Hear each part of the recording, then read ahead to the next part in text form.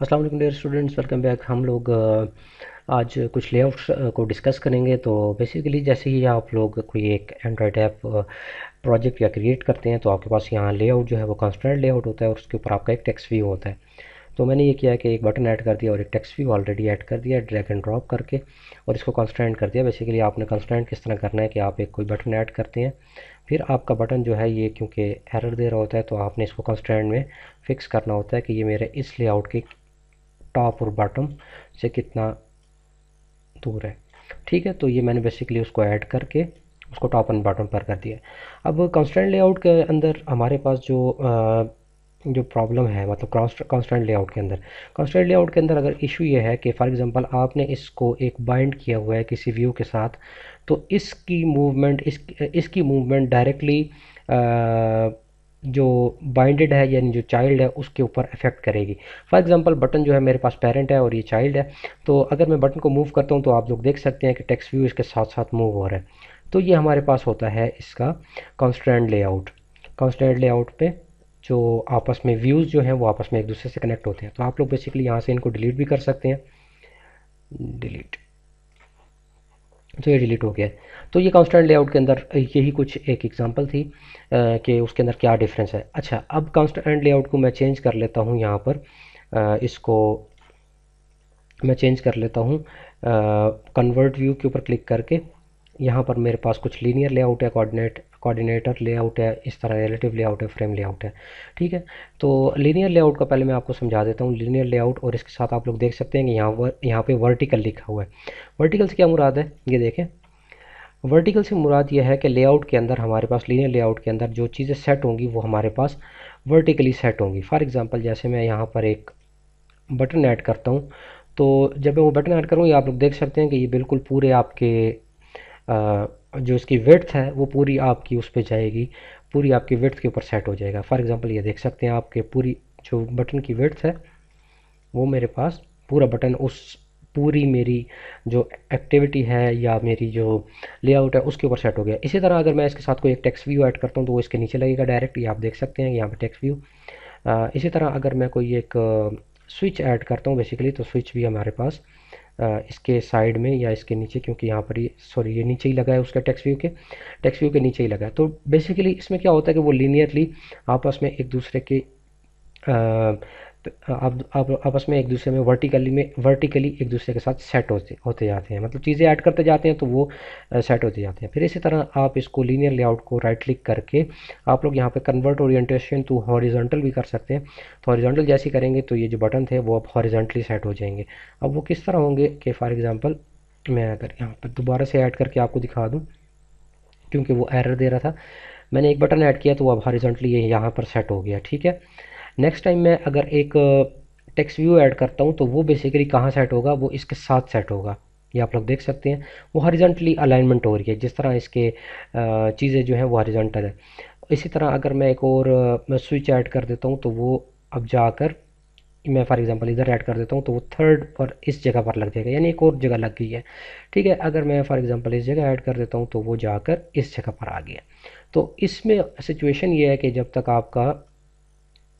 आप इसमें जब चीज़ें ऐड करते जाते हैं तो वो इसके साथ ऐड होती जाती हैं उस वक्त तक जिस वक्त तक हमारे पास ये कंप्लीट नहीं हो जाता। फॉर एग्जांपल आप यहाँ पे एक और बटन ऐड करें तो वो सारी आपकी ना हॉरिजॉन्टल चीज़ें लगती जाएंगी। ये देखें, तो वो हॉरिजॉन्टली सारी चीज़ें सेट होती जा रही हैं। तो बेसिकली लीनियर लेआउट जो हॉरिजॉन्टल है और वर्टिकल है उसमें यही डिफरेंस है।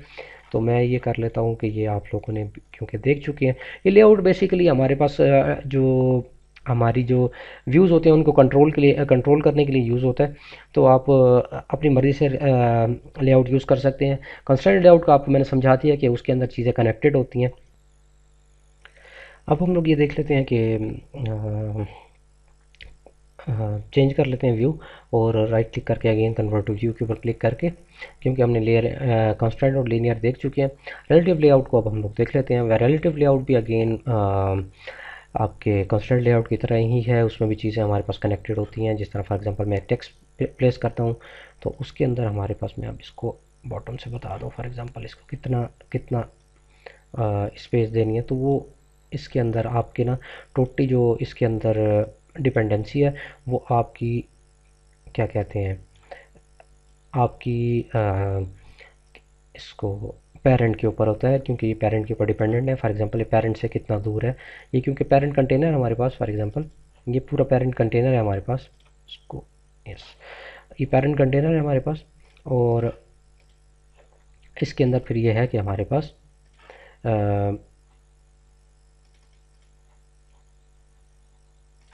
पेरेंट कंटेनर है और उसके साथ हमारे पास ये है कि ये हमारे पास क्या कहते हैं उसको, चीज़ें उसके साथ कनेक्टेड हैं पेरेंट कंटेनर से। फॉर एग्जांपल ये पेरेंट कंटेनर से 192 डेंसिटी पिक्सल जो है वो लेफ़्ट साइड से इसका मार्जिन है, इसी तरह मैं सॉरी राइट साइड से मार्जिन है, इस तरह मैं इसको लेफ़्ट साइड से मार्जिन दे देता हूँ, तो ये 162 इसी तरह टॉप से भी दे देता हूँ। तो बेसिकली ये हमारे पास होता है एग्जैक्टली उसी तरह ही है।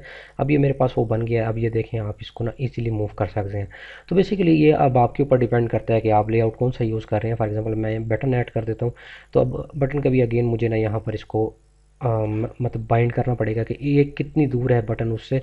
और ये देखें अब वो बटन गायब हो गया क्योंकि मैंने उसको ज़्यादा जो है वो स्पेस दे दी थी। तो बहरहाल मैं इसको ये करता हूँ कि बटन को मैं जो इसके ये है उसके मैं नीचे से कनेक्ट कर लेता हूँ। तो ये है कि अब ये नीचे चला जाएगा बटन, आप लोग देख सकते हैं कि ये बटन जो है वो उसके नीचे चला गया। तो इसमें भी आप ना एक उसको व्यू को आप दूसरे व्यू के साथ कनेक्ट कर सकते हैं। अब फॉर एग्ज़ाम्पल क्योंकि ये इससे कनेक्टेड है और ये माइनस में है, तो इस वजह से ये आपको कनेक्टिविटी का इशू दे रहा है, मतलब मुझे कनेक्शन का इशू दे रहा है। अब मैं फॉर एग्ज़ाम्पल इसको यहाँ प्लेस करता हूँ, तो अगेन इसको मैं अगर क्रॉस कर दूँ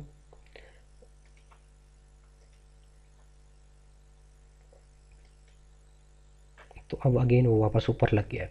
तो इसको बेसिकली हम लोग ये जो बेस्ट प्रैक्टिस होती है इसकी रिलेटिव लेआउट में, वो ये प्रैक्टिस है कि आप ना इसको बजाय किसी व्यू के साथ कनेक्ट करने के आप इसको पेरेंट कंटेनर के साथ कनेक्ट कर दें।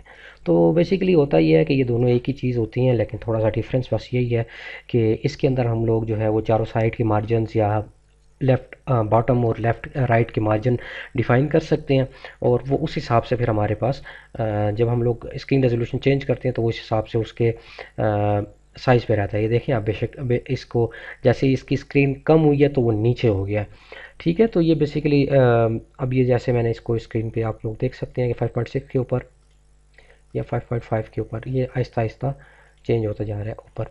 तो ये जैसे उसकी स्क्रीन रेजोल्यूशन कम होती जा रही है तो ये बेसिकली अपने जो है वो 151 पिक्सल जो है वो अपना मेंटेन किया हुआ है। फॉर एग्जांपल इसने 151 पिक्सल मेंटेन यहाँ से किया है, तो 151 यहाँ आ गया क्योंकि वो टोटल हमारे पास उसकी जो रेजोल्यूशन थी वो कम थी, तो इस वजह से उसने अपने पास 151 राइट साइड से मेंटेन रखा है, तो जो उसने रखना था। तो बेसिकली ये रिलेटिव लेआउट जो है वो हमारे पास ऑल साइड के मार्जिनस के लिए एक अच्छा लेआउट है। ठीक है, तो ये आप लोग यूज़ कर सकते हैं इसको।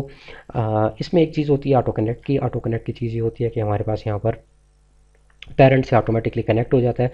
फॉर एग्जांपल मैं ऑटो कनेक्ट यहाँ पे इसको ऑन कर दूँ, तो अगर मैं एक टेक्स्ट व्यू डालता हूँ तो वो ऑटोमेटिकली पेरेंट से खुद कनेक्ट हो गया, ये देखें।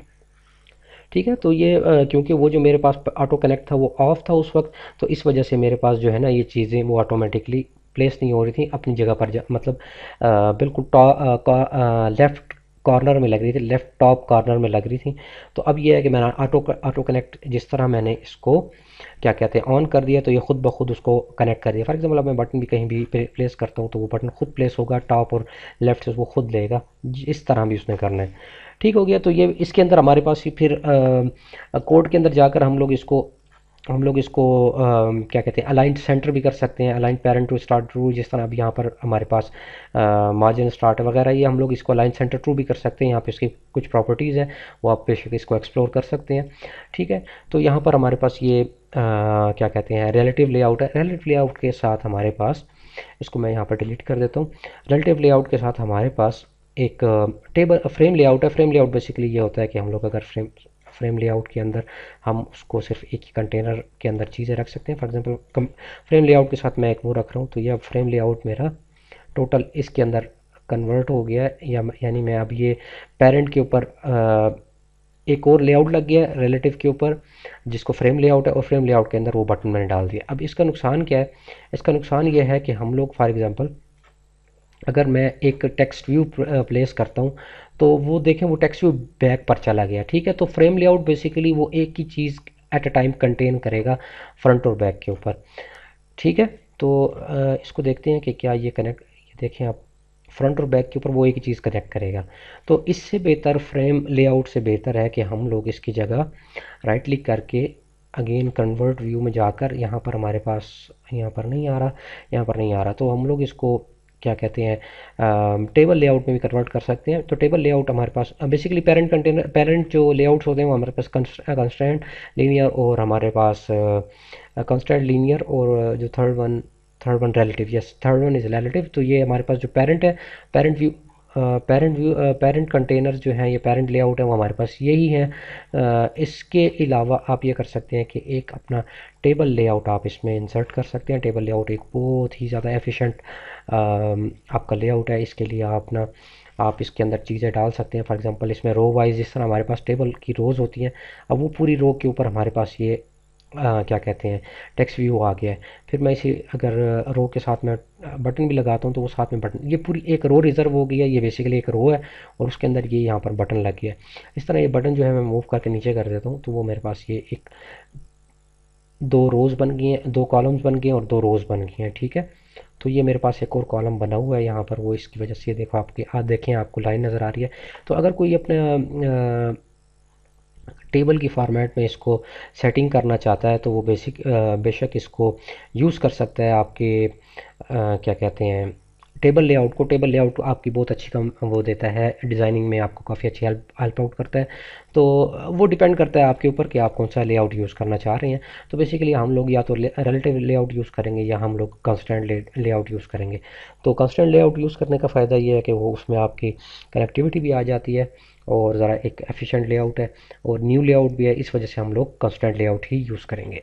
तो ये देखें जैसे ही मैंने इसको डाला है तो ये फ़िलहाल क्योंकि पेरेंट से कनेक्ट नहीं है, अब मैं इसको पेरेंट से कनेक्टिविटी ऑन कर देता हूँ। तो जैसे ही फॉर एग्जांपल मैं टेक्स्ट व्यू डालता हूँ तो ये स्टिल इसको हमें कनेक्ट करना पड़ेगा, इसको लेफ़्ट और राइट से कनेक्ट करना पड़ेगा। तो वो ऑटोमेटिकली ये माइंड हो गया खुद ही, ठीक है। तो ये गाइडलाइन बता रही है कि आपकी ये किससे कितना कनेक्ट है, किससे कितना दूर है, ठीक है। तो यही बेसिकली उसका ये लेआउट का हमारे पास हमारा पर्पज़ है। तो यही इसमें कंक्लूड करते हैं क्योंकि हमारे पास अच्छा ये एक फर्द सॉर्ट ऑफ एक स्पेस है। तो स्पेस हमारे पास अगर हम लोग स्पेस ऐड करना चाहें तो इस वजह से होती है। बहरहाल और ये टेबल रो है हमारे पास, और टेबल रो आपको ऑलरेडी पता है कि हमारे पास टेबल के अंदर क्योंकि रोज़ होती हैं, क्योंकि इसके हमारे पास ग्रिड लेआउट इसमें नहीं है। ग्रिड लेआउट में हमारे पास रोज़ एंड कॉलम्स होते हैं, वैसे टेबल लेआउट के अंदर हमारे पास टोटल रोज़ है। तो रोज़ के अंदर हम लोग ये काम कर सकते हैं। तो अगर आप फॉर्म बनाना चाहते हैं तो आप वो टेबल लेआउट को यूज़ करते हुए फॉर्म भी बना सकते हैं। तो हाँ, लेआउट्स को यहाँ पर कंक्लूड करते हैं। अब हम लोग इसको अपनी एक एक्टिविटी को अब इसके साथ कुछ बटन वगैरह ऐड करके हम लोग इसके ऊपर अब कुछ एक्शन परफॉर्म करेंगे। फॉर एग्जांपल ये हमारे पास एक बटन हो गया जो कि मैंने यहाँ प्लेस कर दिया और इसको मैं टॉप एंड बॉटम से कनेक्ट भी कर देता हूँ ताकि मेरे पास ये जो एरर है वो ना हो।